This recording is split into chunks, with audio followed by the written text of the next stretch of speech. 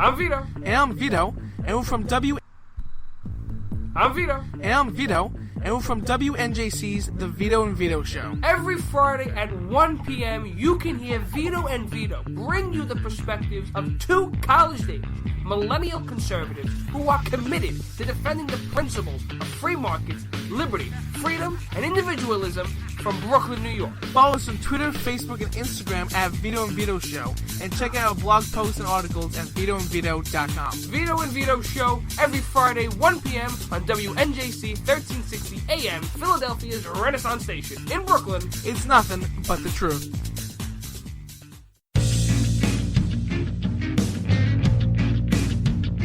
There's a movement in healthcare today. It's a movement of people that's ready to stand up and take charge of their healthcare. It's people like you and me, who are tired of paying too much for healthcare and getting too little. People who are standing up for their values and letting their conscience make decisions based on timeless principles. It's a movement that's sweeping the nation, and you need to be a part of it. Liberty HealthShare is leading the movement of people who are looking for an alternative to traditional health insurance. Liberty HealthShare is a healthcare sharing organization of people who are sharing the cost of healthcare in an easy and efficient way. Choose your own doctor, your own hospital, and live out your values in healthcare. Join the movement. Together, we're changing healthcare for good. Go to www.joinlhs.com or call 800-722-8041. Who might you save? Your mother, your father, your husband, uncle, aunt, son. Learn FAST, F-A-S-T, the sudden signs of a stroke, and you could save. Your friend, teacher, boss. F, face drooping. A, arm weakness. S, speech difficulty. T, time to call 911. F-A-S-T. That's F, face drooping. A, arm weakness. S, speech difficulty. T, time to call 911. The sooner they get to the hospital, the sooner they'll get treatment. And that can make a remarkable difference in the recovery of your neighbor, the waiter, grandmother, grandfather. So learn FAST, the sudden signs of a stroke, then pass it on, because you never know who might save you. Your wife, your colleague. Spot a stroke fast. Visit strokeassociation.org. Brought to you by the American Stroke Association and the Ad Council. Behind Enemy Lines. Back on the air. Gene Baradelli back behind Enemy Lines, and as it is the first show of a new month, we of course go behind enemy headlines with Dan Gainor from Media Research Center and NewsBusters. Dan, how you doing, pal? Well, getting over the flu and bronchitis, but you know, hey, who these days between the weather and the politics, who isn't sick of things? We ain't got time to get sick around here, man. We can't do that, especially with everything going on lately. You know, for the listen. Second time today, I'm gonna quote Jesse the Body Ventura and say, "I ain't got time to bleed." I love it. Fantastic. I always love a good wrestling reference. By the way, that's one of my things. But in this case, that's from Predator. Predator. Yeah. Yeah. Great movie. And you know what? Speaking of predators and people acting like predators, I'm trying to make a segue here.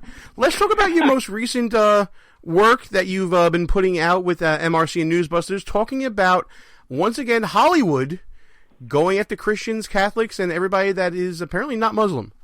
Oh, yeah. Well, we had Easter time.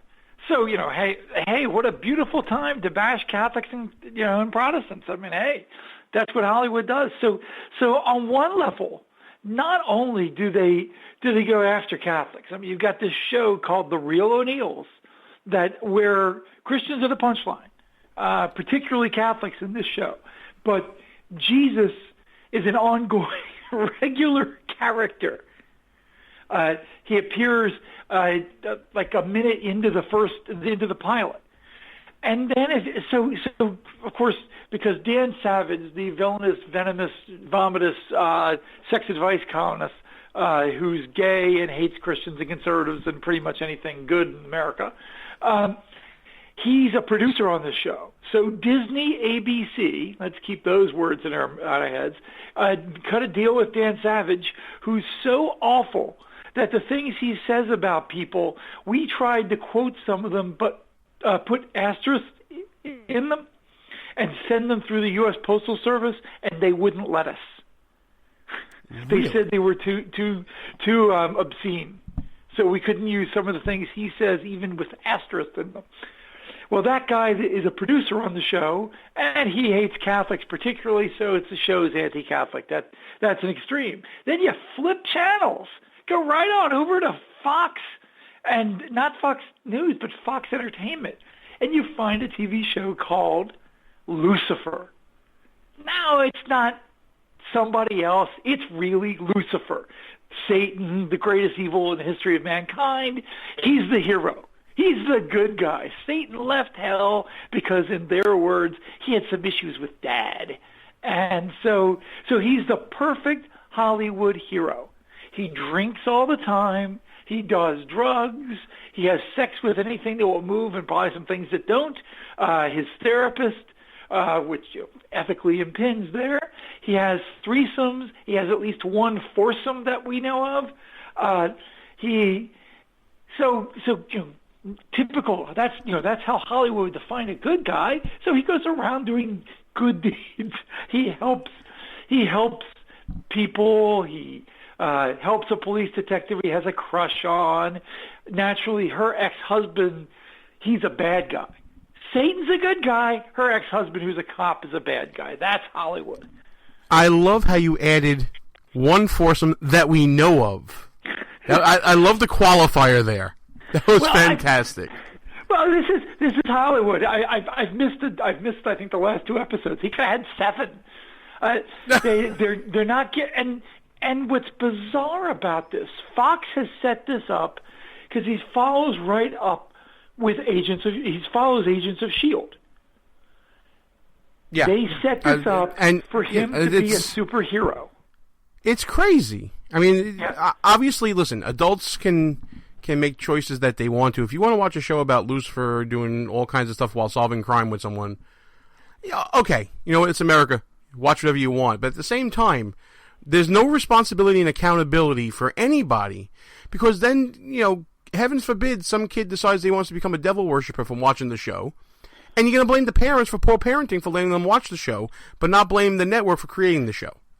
And so their Easter week episode not only depicted Lucifer taking a confession in a Catholic church, but taking the priest who he was looking out for. Because, Lucifer would really take good care of a Catholic priest. Takes him back to his club and introduces him to strippers dressed as nuns. That was the Easter week episode of Lucifer. You think they're trying to tell us something? Maybe. I don't know. The symbolism, I get lost in it. It's too complex for me. Of course they are. Come on, they know exactly what they're doing. And the advertisers are, buying it up like crazy.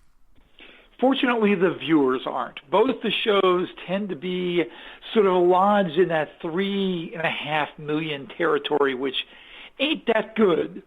In fact, Real O'Neill's, which is, got shows that people watch on either side of it. It's pretty funny. You look at the ratings.